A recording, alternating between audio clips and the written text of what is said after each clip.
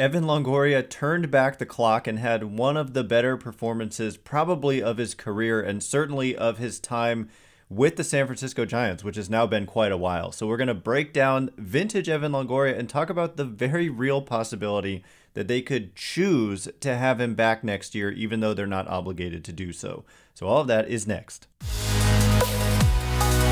You are Locked On Giants, your daily San Francisco Giants podcast. Part of the Locked On Podcast Network, your team every day.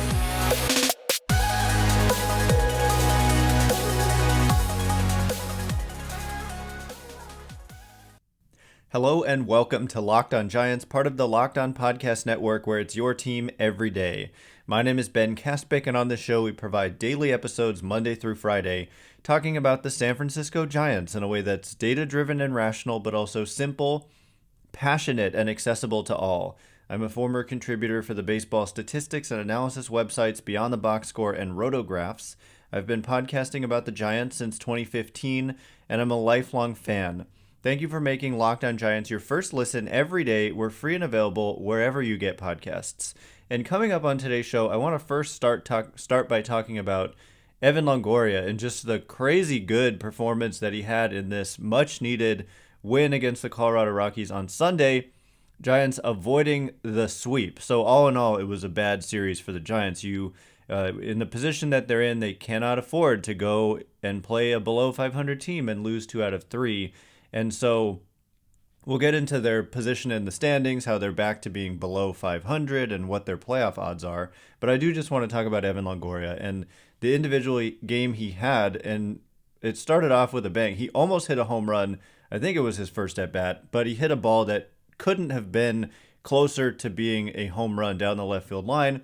They had the StatCast data saying it would be a home run everywhere but Coors. I'm not sure that factors in the altitude, and it may just be more about how far it went and what the trajectory was. And part of the reason it maybe went as far as it did is because you're in Denver where the ball flies better.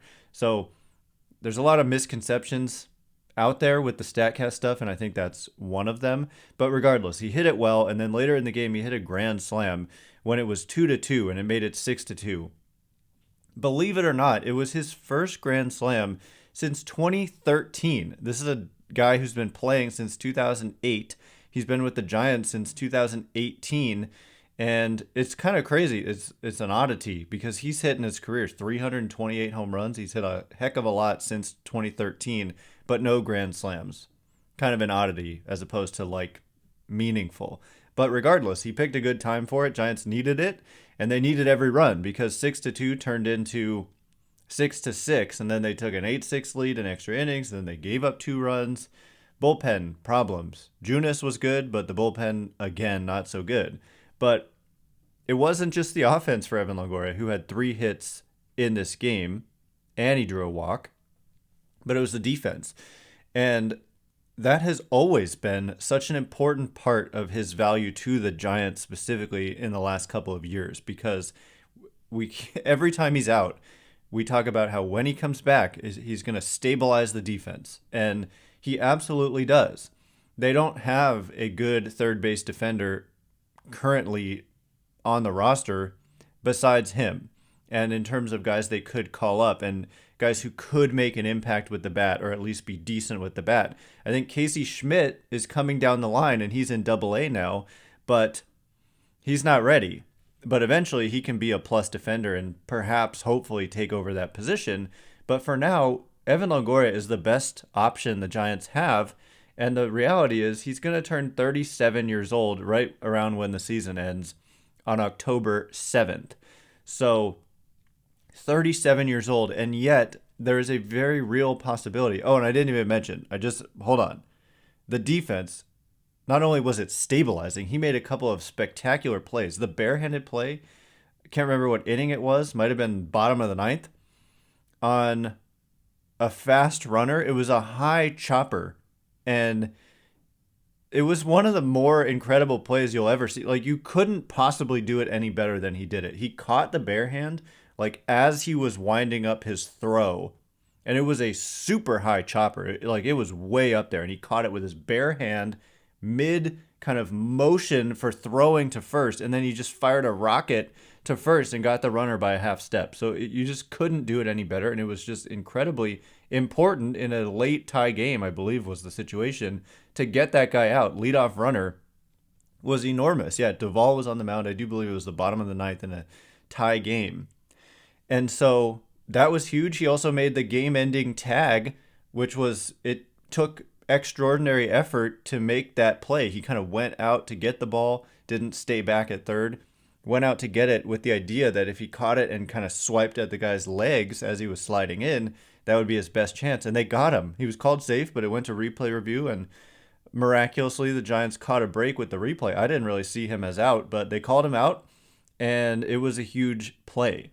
But the idea that Evan Longoria, as much as he's been a subject of fans' frustration at times, being one of these guys who just represents kind of the old guard, and I don't know, at least there's a vocal group of people on Twitter who complain about this type of player, the older player on the Giants, and they need to get younger and more athletic.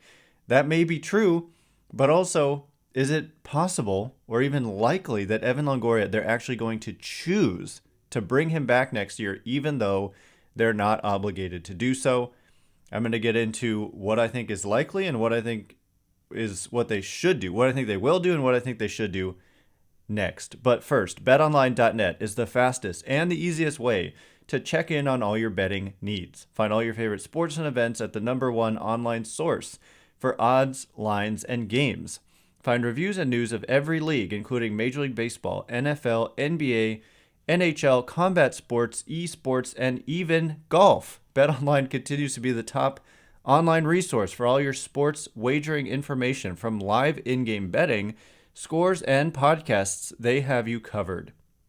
Head to BetOnline today or use your mobile device to learn more about the action happening today. We check them out all the time. They're always sending us updated playoff odds, which I think are interesting when you compare them to other sources. It's a very valuable resource. So go to BetOnline today. It's where the game starts. All right, as promised, we are going to talk about this decision regarding next year and Evan Longoria. On the one hand, we're talking about a guy, like I said, who's going to turn 37 in October. And so it's easy to look at him and say they need to move on because he's not a part of their long-term future, obviously, because he's 37.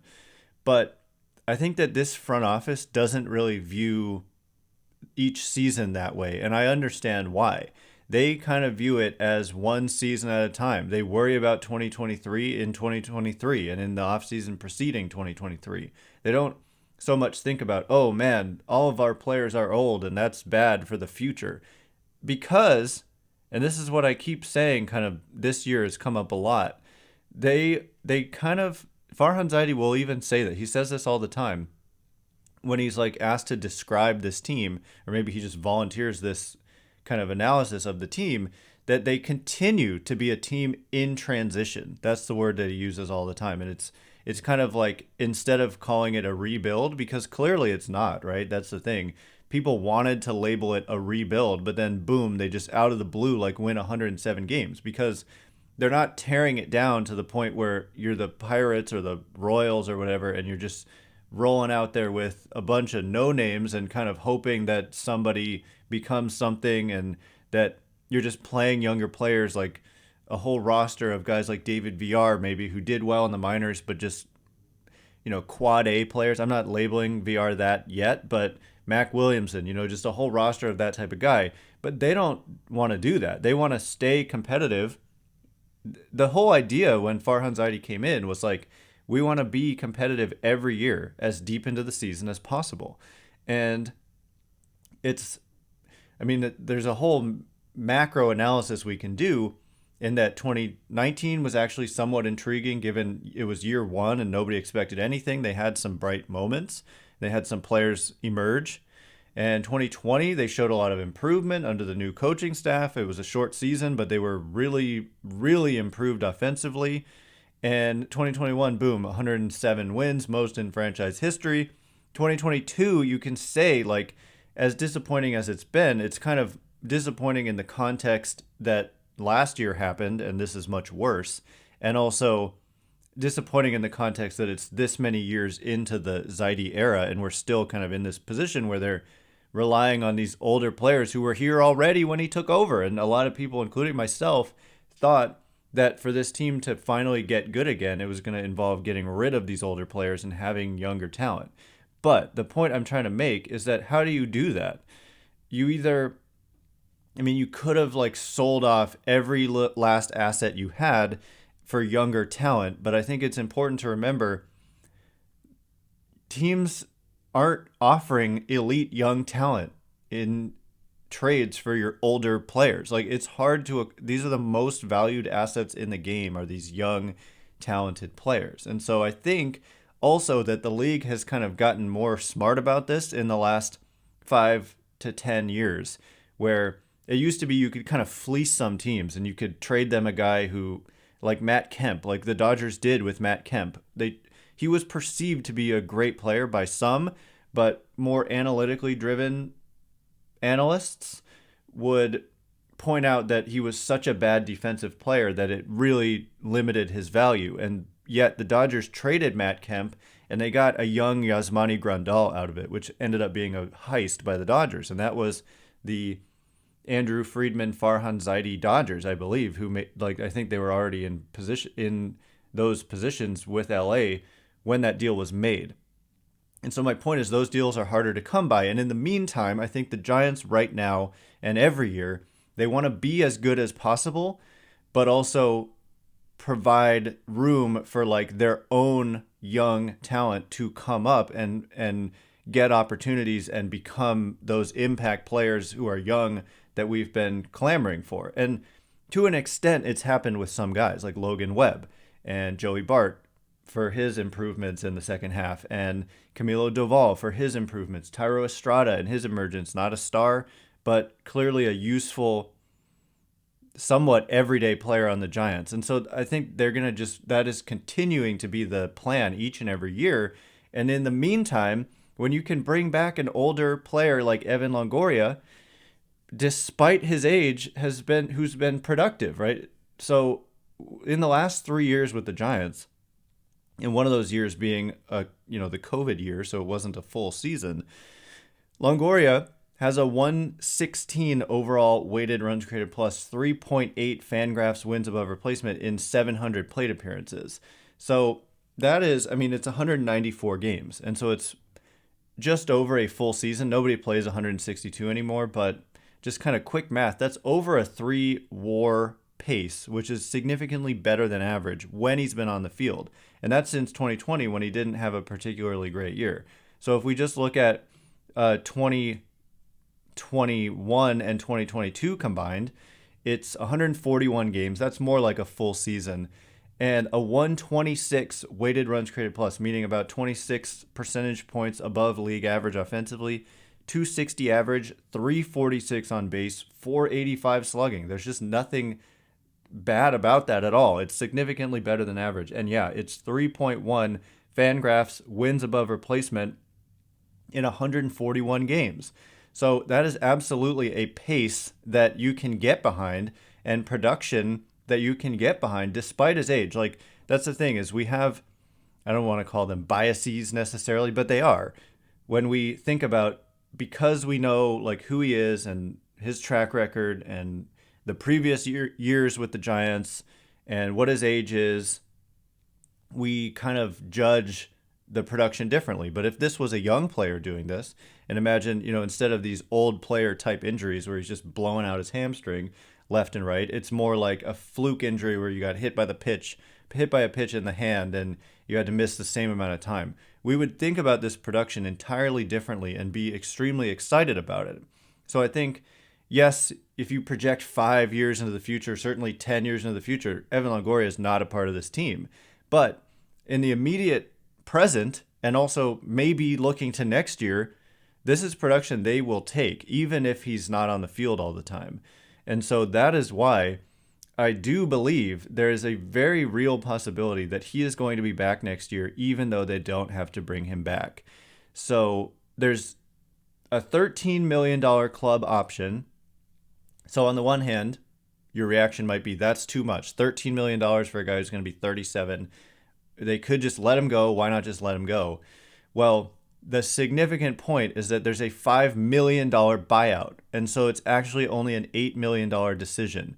And so when you're looking at what the production has been, even though he hasn't been on the field all that often, for $8 million for 1 year, that's the thing too, is front offices really value short-term deals because it allows you to pivot if it doesn't go well.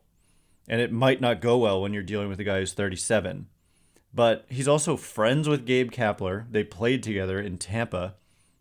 And I think that they view him as a very important part of the dynamics of the clubhouse. And he's beloved by teammates. There's no denying that. And so I definitely think there is a real possibility that they will bring back Evan Longoria. He could always choose to retire, go the Buster Posey route. Distinct possibility. But if he doesn't, I think they very well may elect to bring him back.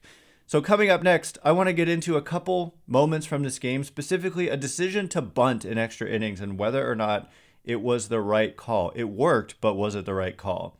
All of that in just a second. But first, all right, as promised, we're going to talk about this decision to bunt by Lamont Wade Jr. leading off the top of the 11th. And we're also going to just briefly mention the Giants' position in the standings and how, despite the win, it's still not looking very good for them. But it was a big win regardless, because if it's not looking good now, it really wouldn't have looked good if they had been swept by the Rockies. But I just want to philosophically talk about this Lamont Wade Jr. bunt leading off the top of the 11th. Of course, leading off any extra inning these days means the score is tied and there's a runner on second and nobody out. So for Wade, it's kind of an old school thing, right? He sacrifice bunts the guy to third. So Dave Fleming, notably, on the broadcast for the Giants, and by the way, Javier Lopez just does a really nice job. I like Javier Lopez as a broadcaster, so good job, Javier Lopez, and I hope that he becomes a regular part of the rotation as he has been.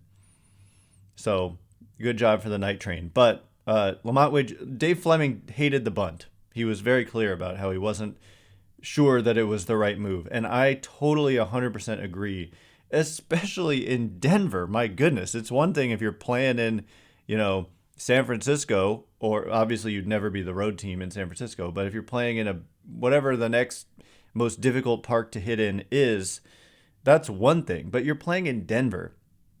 You would think that one run is not enough. So the discussion here is, first of all, let me just point out what can go wrong with bunting. So first of all, it's harder to bunt than people think. Like, think of the Brandon Belt foul bunt out the other day. It's just, there's no guarantee you're going to get the bunt down. So you might, and in fact, the Rockies in the bottom of the inning tried to bunt with the first batter and he popped it up to the pitcher. So there's an example. You might pop up the bunt. You might bunt a couple pitches foul and you've put yourself in an 0-2 count. The bunt is not guaranteed to be successful, is the first point to make. The second point to make, even if you do get it down, the guy might not get to third. They might throw him out at third. It might be bunted in a position where they have to hold because it might get caught. So there's all kinds of ways the bunt cannot even work. And then, assuming it's successful and there's a runner on third with less than 2 outs, teams are only successful in scoring that guy about half the time. So it's not a guarantee that you get the bunt down or get the guy to third at all. And it's not a guarantee that you get him in from third. And what I'm saying is, even if you execute everything and you bunt him over and you hit a sacrifice fly, you've scored 1 run and now there's 2 outs and nobody on. And that's exactly how that inning went. They got the run in, but it was a quick 1-2-3 inning, I believe. I don't think anybody else reached after all this. It was a sacrifice bunt, a sacrifice fly, and then the inning ended. And so, yeah, you're up a run, but it's Coors Field, and suddenly, the Rockies start with a runner on second as well, and they're 1 swing away in Coors Field, which is the most insane hitter-friendly environment that ever was, and they're 1 swing away from winning. And so I just, Wade Jr. was leading off that inning. He has power.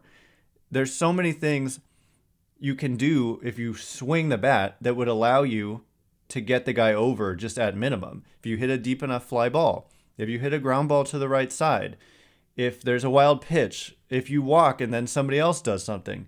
There's so many ways you can move that guy up and play for more than one. That's the thing. If you get a hit, and again, it's such a hot offensive environment, getting a hit is not that unlikely. Getting on base somehow, maybe extra base hit, and then you're playing for more than one. You're not giving away an out. It's just dumb to give away outs in Denver ever. And so I hated. I just think, whatever. I kind of was disengaged in a way because the game's not that important given that they were 6.5 back at the time.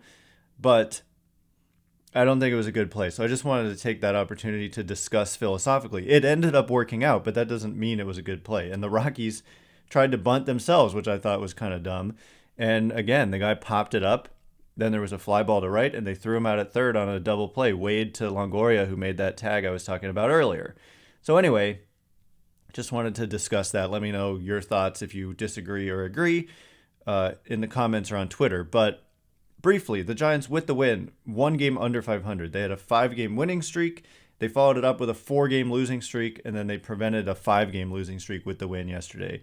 So they're a zillion games back in the division, but 6 games back in the wild card. They have a plus 16 run differential, underperforming that by a couple of wins. That run differential suggests a record of about 62-59, and they're 60-61. 6 games back of the Phillies. The Padres are now ahead of the Phillies, so they've been flip-flopping a little bit, and the Brewers are also ahead of the Giants. So the Giants would have to pass both of those teams, and we continue to play baseball. The Giants are off today, but then they go to Detroit, another below 500 team that they're playing. The Tigers are the second worst team in the American League, and in fact, the third worst team in all of baseball. And so it's a 2-game series. The Giants split a 2-game series earlier in the year with the Tigers. And this time around, you kind of need to sweep at this point, win both. So that's what we'll be looking out for. Tomorrow, because there's no game today, we're going to be doing a mailbag episode. So I'm actually going to just use more of the questions from last week. You guys asked a lot of really good questions, and we're going to get to them tomorrow, more of them tomorrow. So anyway, once again, my name is Ben Kaspick. Check me out on Twitter at Ben Kaspick, Kaspick. If you like this show, please consider rating it or leaving a review. It helps me out a lot. So thanks in advance, and thank you to everyone who's done so already. I can't wait to be with you again tomorrow. Thanks again for listening. You are now Locked On Giants.